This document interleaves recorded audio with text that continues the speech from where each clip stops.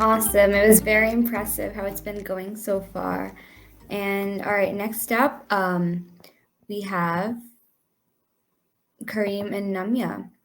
So, by way of introduction, let me introduce them real quick. So, we have an exciting panel awaiting y'all, and in this panel, we'll be discussing about making change as a young person in STEM alongside our panelists, Kareem and Namya.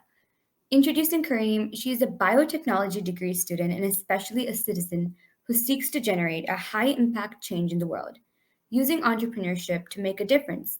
She's currently the director of operations and co founder of the BioVatech company that she runs together with Patricia Corbagel and Marco Aleman, where they develop innovative projects to solve environmental and industrial problems. Kareem's work has been recognized among the best projects nationally and internationally in various competitions, thereby allowing us to generate the impact we seek to reach all people and initiate the change of consciousness with science and entrepreneurship through biotechnology. Namya is a grade 9 student from India. She is 14 years old and a Minecraft mentor student. Inspired by her own motto, hashtag each one teach 10, she has spent the last 4 years designing and delivering free of cost coding workshops for more than 10,000 teachers, young people, especially girls in India and all over the world, as well as empowering other young people to run their own coding clubs. She has raised awareness about the social issues using game business learning with STEM to provide solutions for the problems humanity faces. The renowned Pradhan Mantri Rashtriya Bal Puraskar 2020 is bestowed to her, as well as the Diana Award 2021. She is a dynamic speaker who has presented about the potential of STEM and game based learning at various events. Wow, you all sound like such impressive people, and it's great to have you as part of this discussion today. I don't have all the answers, but I'm excited to be joined today by our fantastic panel speakers who might just be able to get us a few steps closer. They've each got different experiences to share, both from their personal journeys in STEM and in their work to make sure that STEM is for everyone. So, do you guys think I've summed up everything for you, or is there anything you'd like to add? It sounds great. Yeah, it's perfect to me. So thank you for that introduction. Awesome. I'm really glad it does. Awesome. So, moving on to your first question. So, starting off, I would like to ask you both, what are you guys doing currently and what inspired you to do what you're doing? So, basically, what are you literally carrying out right now? And is there any situation or any problem that inspired you to start it? I don't know if you want to start. Yes. Yes, Karim, you can go ahead. Okay. Well, what I'm doing now is like I'm trying to apply the science about to make impact in the society and also environmental. So I have this company. The name is Biovatech. So we develop here projects about biotechnology focused on environmental and industrial problems. So what I inspired to do this is like because I see all the problems that we live now like in the planet. So it was I start like start feeling sad and all this stuff. So I say like I have to do something. No, I have to make great impact and make a benefit for the society because I want to live in a better world. No, so this is why I start to feel like I have to do something. So with my career is like I'm trying to. So that's the question. Well, the answer to that question. Impressive. All right, the next step, Namya, you continue. Sure. So, for me right now, I'm studying in the ninth grade, and I'm also like as I'm a Minecraft mentor, so I'm currently making new more projects around game-based learning and also mapping many of my worlds to the Sustainable Development Goals. And currently, I've also been working as an intern with two of the companies, and also working on various projects which are related to girls in STEM and also climate change. And besides that, I also have my own podcast, Each One Teach 10, An Amazing World of STEM. So I'm being very regular, posting new episodes for people to get more engaged by my podcast and wherein I can learn more as well. And lastly, I've also been conducting many sessions for people who want to learn about Minecraft and different other tools. Like I have my club Girls in STEM, which runs weekly at the weekends. So I've been into the taking in classes as well. So that's what I'm doing currently. And what inspired me to do that is there were two challenges. The first one was just seeing text learning in the classroom, because I've always seen like people getting kind of confused, or sometimes they do get bored only reading the text. And that's what I wanted to shift from text learning to visual learning. And the best thing that could help me was Minecraft, because it is the best aid for visual learning. And the second one was seeing girls not coming forward in the STEM fields, because even if they're interested and they want to come forward, they don't have the motivation. So that's why I wanted to tackle these two issues. And that's what made me create more and more lessons, educate people, and go ahead with my motto, each one teach 10. Fantastic. It's honestly really cool how we've all gathered here, and both of you have different answers to the question and different perspectives and journeys that you guys have been through, which leads us to our next question. What were some of the hurdles that you had to face to achieve what you have achieved, and how did it result in your entire journey? So it can be a little block in between, something like a budget or your time. It can be even the smallest of things, but it might have ended up the way you output or the way your entire journey has been. And what was that small thing for you, Namya? You can start off. For me, one of them was like seeing gaming being very criticized as just playing and wasting your time, because like even parents say that you shouldn't play games for a long time. And what my purpose was taking gaming towards education. That was one of the hurdle that I faced, because it was hard for even my teachers to accept that to come in the classroom mode for people to learn through gaming. But I was able to clear that because of my first lesson, that was the Egyptian civilization in Minecraft. And I shared that with my history teacher, and she did not like even think once before should I use it or not. But she thought, okay, it's a great initiative. Let me use that in the classroom. And it was a great boost off for bringing gaming in education and trying to change the way people think about gaming. And that's how that has been able to influence my entire journey towards taking gaming, not just gaming, but taking gamified education, that is game based learning. And there was another one that is about like me being a girl and playing games and all. So I've always been thought like, how can a girl play games? But I've always believed that it is not a boy gamer or a girl gamer, it's just a gamer, because games are for everyone. So that's what also helped me to work on the gender inequality and try to bring out clubs for girls to come forward and take their lead and become impactors. But I've always believed that everyone is equal, so I've always been impacting that through my education lessons as well. So these were the two of the hurdles that I could overcome, and that's what has influenced my entire journey. That is indeed very relatable. I hear in India also do get those words. It's boy games, girl games. Yes, indeed. All right, Kareem, I think you can go ahead. Thank you. Well, for me, like being a young Mexican scientist is the first, and above all, the being a woman, because here in Mexico the opportunities are different. So also, if you are like young and woman, this is going to be always a path that is going to be difficult.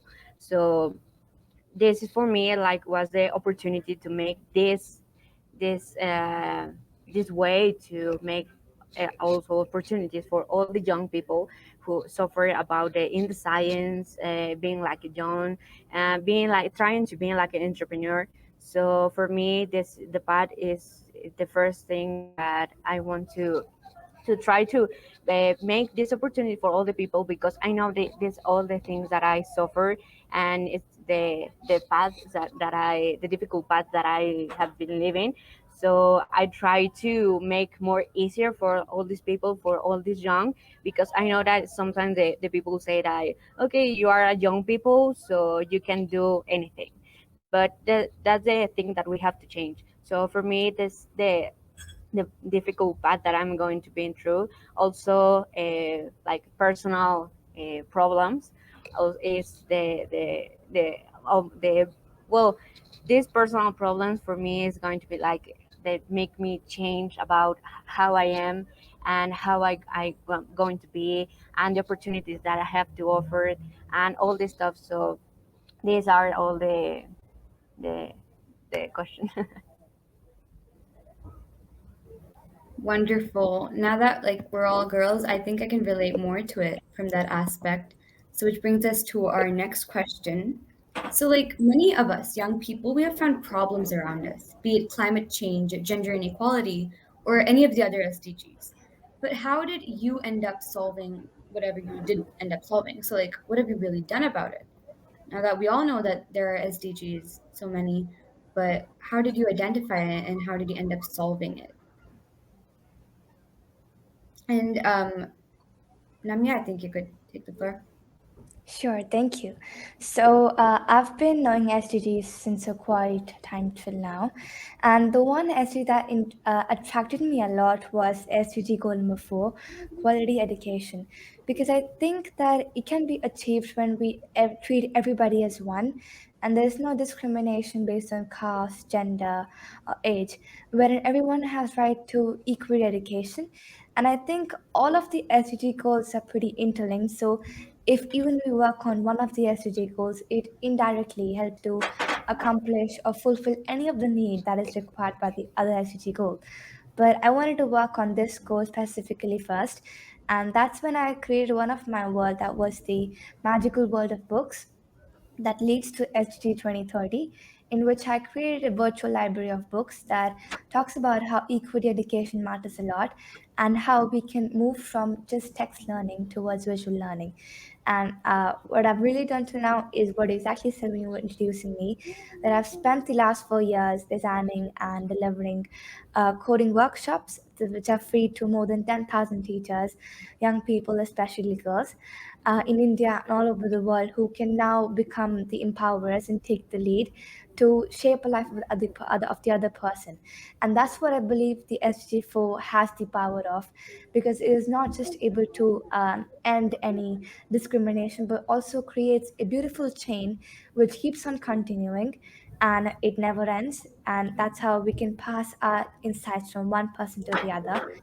And that was one of the problems that I found, and I was able to tackle it by creating more and more lessons and also spreading awareness through my worlds and the lessons that I create for people to understand that this is the problem that the humanity faces and how we can not just only speak about it but understand through STEM based learnings and game based learnings.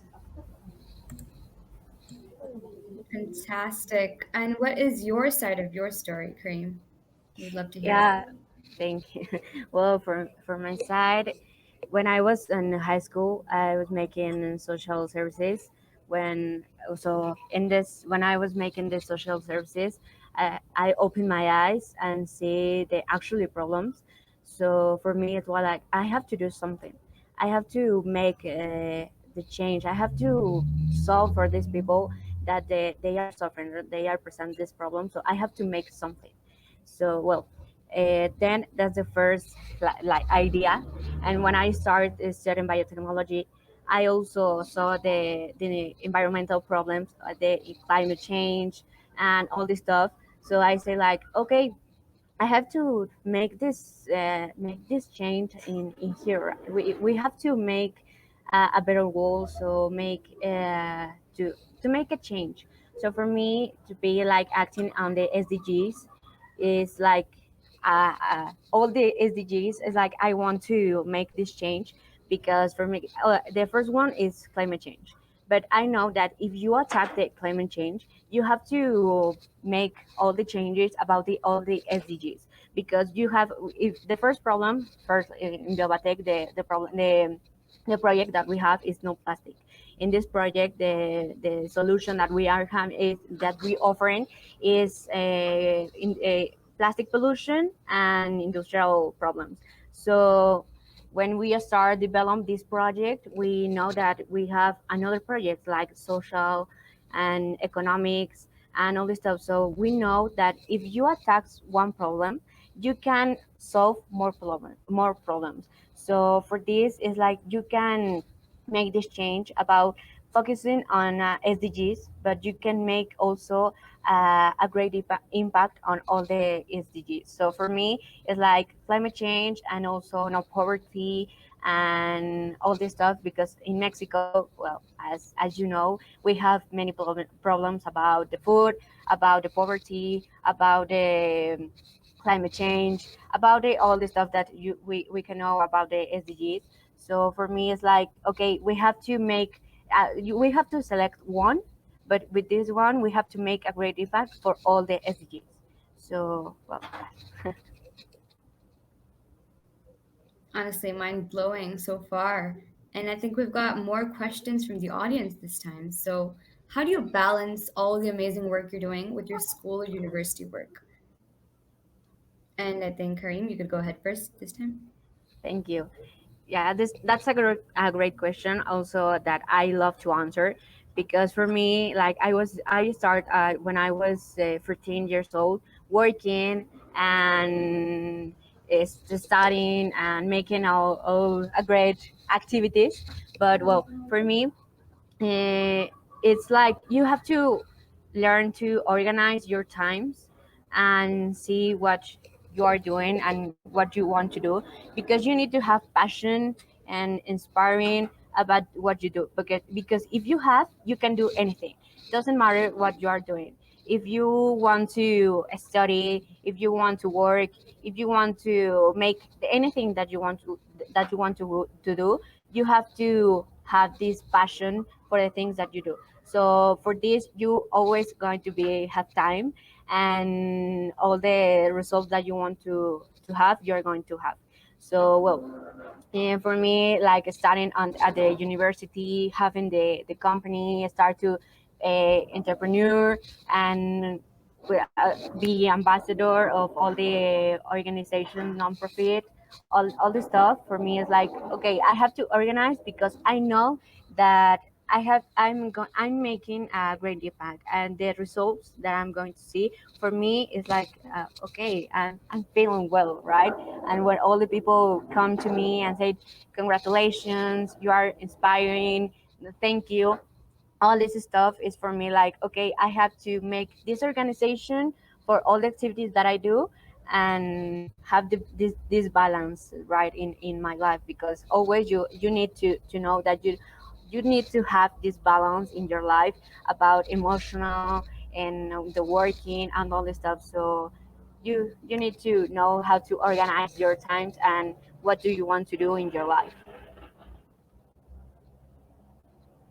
That is rather more of an eye opener than inspiring, honestly. One thing I have to work on personally, too, as well. And so, Namia, what do you think about the question? Sure, that's a lovely question. Sorry, can you hear me? I think I'm Yes, getting perfect. into We can hear you. a. Okay, Yes. okay, and that's a really lovely question, like Kareem said. So basically, for me, it is just about like balancing things out and getting organized. And sometimes, like I've always having like a lot of work to do, and we have studying and also extra projects. So I've tried to make a checklist. It's been a long time since I've been using that, and also a timetable. So I have allotted the timing about doing my homework or some extra studying, and then rest of the projects I do it in a lot of time. So if I describe my day, it's like just getting up early in the morning to study extra, as I'm in ninth. So in India we also have the board exams that come up the next year, so I have to start preparing for it. So I start studying in the morning, and then finish my homework in the school itself. And then when I come back, if there's something extra I'm supposed to study, and later, whichever time I'm left with that, I know that in the checklist, and what time am I supposed to work on that, and then finish that. And that becomes like productive for me as well, because I feel happy that I could complete all the tasks that I had assigned for the day. So that's how like I'm able to balance with the work that I'm doing extra with my schoolwork. Wow, that is truly very relatable here as well, because we do have boards here, something we could keep working on. And last but not, I mean, lastly, I think something that all of us want to know is what is your greatest source of inspiration or who inspires you the most? Like, everyone has their motivating factor. It could be anything, your family, your pet, it could be anything. But what was it for you? Namia, you could start off this time. For me, actually, a building has pillars that holds it. So for me as well, there are a few pillars. The first one is my mother because she keeps on motivating me. And one insight that the best insight that I've learned from her is never give up, even if you're at the worst situation. You should never give up because the good that you put out in the world always has a way to come back to you. So just never stop working hard and keep on going ahead in life. And then is my father, who like is always there for me. And what I've learned from him is, even if you make the best thing in the world, which is like benefiting everyone, never stop innovating, because when you innovate, you tend to create a better version of yourself and the product that you had created before. So that helps you to never stop in your tracks and keep on moving ahead. Then I have my grandparents, who are always there for me to tell me about their past, how they've learned lessons, and what they could do in their life and what I could improve in my life as well. I also have my school and my principal, Ms. Vipinda Gogia, whose smile is always there to motivate me, and she always like is congratulating me for every endeavor of mine. And like last pillar is me myself, because if I'm not able to motivate myself, then nobody can, because they can just tell me what to do, but ultimately it's me who has to do it. So these are all of the sources of inspiration for me, who are always there for me, and I'm always loving to have like-minded people like them around me. That is honestly truly great, especially the last one about yourself. That is honestly awesome because it is true. I mean, if we can't motivate ourselves in the end, we can't really, get much done. What about you, Kareem? Yeah, for me, well, my greatest inspiration is my family, because they had told me to me that always you have to do the love that you love the most. So, and also, well, then my friends who always have been there for me and inspiring me, and also there for me. But about all this stuff, the lesson of my goals in life made me feel like that I should continue fighting for a better life, for not only for me or my family, but for the society. Because it was like, okay, we have to make this great impact and offering a better place, a better life. So for me, my actually I feel happy when I trying to do an activity and I do it something and I see like the result with all my family and my friends and saying to me, congratulations, you made it. And all the people telling to me that thank you, for you I have a better opportunity. When I start talking with all the people about in the project, example in no plastic, the all these persons say to us like, thank you for this opportunity, for the job, and all this stuff for me is like the make me feel inspiring about what I'm doing, and that I still continue doing this. So for me it's like, okay, I'm scientist, I'm biotechnology, but for me it's like I want to feel like a person to you can see, and like, okay, with her I like I feel to being like she's opportunity to make me feel like a better life. It's like I want to the people say to me. So for me this is that inspiring, but the first one is my family and my friends. I think we all can agree to an extent that family and friends are obviously one of the strongest pillars of our lives. Yeah. So, yeah, next on, I think we have another question from the audience. What challenges have you faced as a result of your youth and how have you overcome them? I mean, now that we know that we're all youngsters here, what have you faced as a youngster? And how did you overcome it to be where you are? And this time, I think Kareem, you can go ahead. Yeah, sure. Well, the challenges, there are many. Being like youth is like the challenge actually, being youth, because the people, well, first in like you have a company, all the people say to us like, That's not credible. And say like, okay, you are not doing anything, you are not serious, and the things that you do, you are going to leave, and all this stuff that the people say to you. So this is the first one, that you don't have to listen all this stuff, because if you listen, you feel like, okay, I'm good and I can do anything. But actually it's not, this is not the idea. Like a youth, we have to make the impact, the change, because the world is in our hands, and we have the opportunity. And being youth is this the biggest challenge that we can run. Example for me, like have all the possibilities to make like the things that I do. Also, if people say like, okay, you are young, you can do it, and you say like, okay, why I can do it, I'm gonna make it. So for me, that is going to be like this, all the challenges I'm still affronting this, actually not have these opportunities like all the people in like the girl people. But well, you have to affront all the challenges that you have. And doesn't matter, because if you are young, this is the thing that I want to add. If you are young, you can do better the problems, because you live the problem, and you know how to feel. This is this feel that you make with this problem. So you have to make this impact, because it's for your future. So well, you need to act, and it doesn't matter the challenge. This challenge make you more stronger, and make feel like you are a great person and you can do anything. Absolutely true.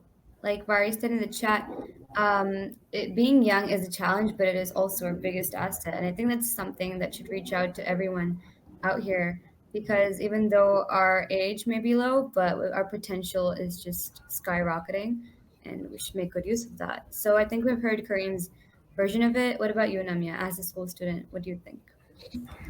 For me, it's like pretty similar, like what Kareem said. Like we've always faced the challenge of, one thing, like there are many of them, but one of them that I would like to speak here is that sometimes if there's some issues occurring, people say youth these days has become like that, youth these days has become like that. Those things keep on happening. But what I want people to change is that youth is able to help us to come out of that, because youth is the one who is making different changes in the world, and youth is the one who wants to speak out now and wants to give out the voice. And that's what I believe in, that every voice matters. And youth is now trying to bring out initiatives in which there's not a single person who cannot speak his own point of view. Earlier, we did not have such initiatives, but now people can speak out their own views because they have the right to. And even if we come to social media, if I think that's a pretty important point these days, like people need to learn about the digital citizenship that the youth is able to impart to other people, because we need to know that it is not just about being safe online. It's about how we can be inclusive, how we can be balanced, how can we be engaged, and how we can ultimately become an impactor. So I think we youth must work on these things, and if we are facing the problems, ultimately we have a solution for it as well, that we all together, if we work as one, can overcome. Brilliant. I think that's one of our greatest strength, unity among youngsters. Yeah, so yeah, agreed. And moving on to the next question, how did you get the public to listen to your ideas as a young female? And one thing that you both share in common is that we're both young females. So, as not only a youngster, which is a minority, you're also a female. So, how did it all work out? How did it all set into place? So, Namia, I think you can take the floor now. Sure. So for me, like I started this about in the fifth grade, when I started to create the lessons, and I tried to share with my teachers first of all to like show how this thing goes about. But like some of them did not agree to it, because I told you in the beginning that gaming was just for gaming. But in the end, when I created a few of the lessons, they all agreed to it. But and now it is being used in every part of the curriculum of our school. and I think in many other schools as well in India. But if I talk about how I could be able to tell it to other people, so I've been able to connect with them via social media like Twitter, LinkedIn, and also through Instagram. So I've been able to share my insights on how we could use game-based learning towards taking the education mode towards engaging.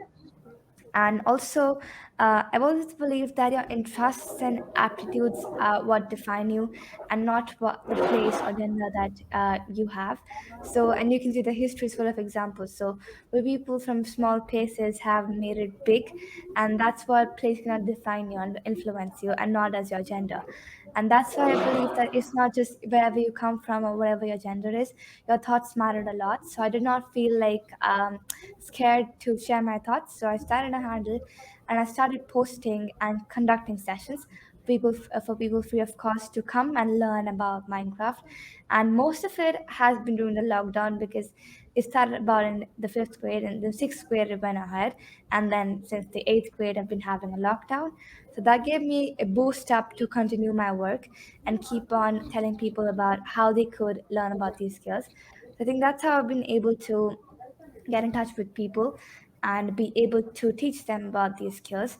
And one of the most lovely thing that I like is that when people from rural areas whom I have taught tag me on Twitter and tell me that, oh, we were able to accomplish this because we will learn from her. So that's what gives me a motivation that I'm on the right path, and that helps me to continue ahead. And it wasn't a barrier for me, more of an opportunity to face my challenges and then be able to get in touch with people. I find it really cool how you started out at such a young age and yet you're still pursuing it. And yeah, that's super cool. What about you, Kareem? What do you think? Yeah, actually, that is a great story for Nambia. It's impacted. And for me, well, we have two important days in our lives: when we are born and when we discover why. So, and from this moment, when we know that we must to do whatever it is and to share those ideas, those dreams, those objectives, and all the stuff that you want to do. And throughout these events, about these events, it's like the biggest opportunity to share these ideas and to make spread the message for all the young people, example in this type of events. And well, to share to the message regardless of our gender, it doesn't matter, because you must be heard, because the idea is from a person, not from a gender. So this is the important thing that you have to know. You need to uh, share the message about like a person. I'm not like a person, whatever you do, whatever, if you are she, if you are he, whatever you do, you have to share your message and you have to be listened, because it doesn't matter about the gender. So well, it is that for me, like I'm sharing, it doesn't matter. You always need to do whatever you do to make the message in, to share this message, like the message like you want to do. So well, for me, like also in on Instagram and all the social media, it's like we share this message, and also in this type of events, it's like the big opportunity to know all the young people and also all the people interested about this and share all this message. It doesn't matter about the gender, it's about you. Well, that's strong and powerful. I really love the sentence where you said there are two important days in your life: the day you were born and the day you realize why. Amazing. And last but not least, to conclude our talk today, what is one piece of advice you'd give to other young people looking to create a change through STEM? So, if you could give our youngsters over here any one advice, what would it be and why? Let's keep this really concise. So, I think, Namia, you could start off. Sure. So the first one that I could say is follow your passion and be yourself, because you have a purpose in this world, and do not try to be like the other person, because you have a purpose and everyone is created uniquely. You just are different in a unique way. And I like to spread one message that is about my motto, each one teach 10. That means each one person can teach 10.